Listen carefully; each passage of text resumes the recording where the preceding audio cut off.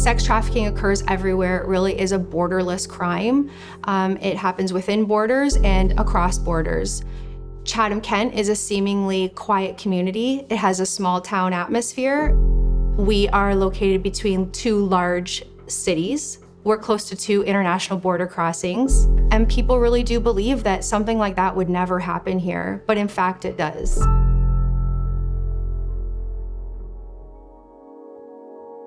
Human trafficking is just another way where violence finds its way into our community. A lot of times victims are being exploited in different ways, and sometimes that could be through their addictions that they have. So really, in a sense, their trafficker is really their drug dealer because they're so dependent on that person to provide them with the drugs that they need. Oftentimes, victims don't even know they are a victim of human trafficking. So it's really our job to attempt to locate potential victims and ensure that they are safe. Chatham-Kent Victim Service is a nonprofit organization within the community of Chatham-Kent. We are a free, confidential support for individuals of crime. So in reference to human trafficking or sex trafficking, we're a support that people can reach out to ask those questions.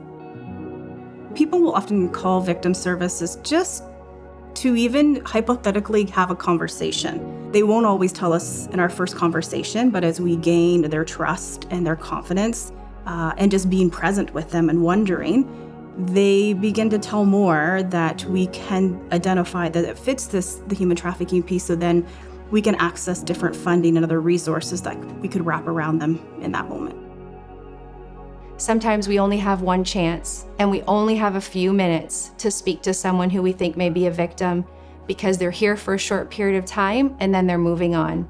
Every bit of interaction they have with law enforcement is extremely important. It helps to build a rapport in the hopes that eventually that victim will one day come forward and provide a statement to police.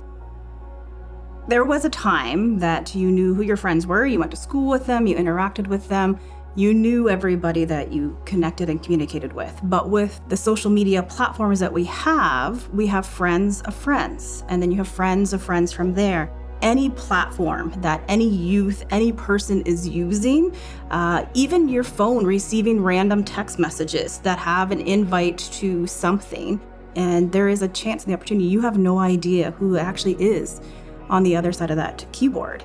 But they know what to say, they know how to say it, and from there they'll continue that conversation and then eventually engaging to meet you somewhere, but where you feel like you're in control, or they will try to make it feel like you're very connected and it's safe. And that's where it kind of unfolds to the fact that it might be seen as an online chat that's safe and controlled, to then it expands to something beyond that.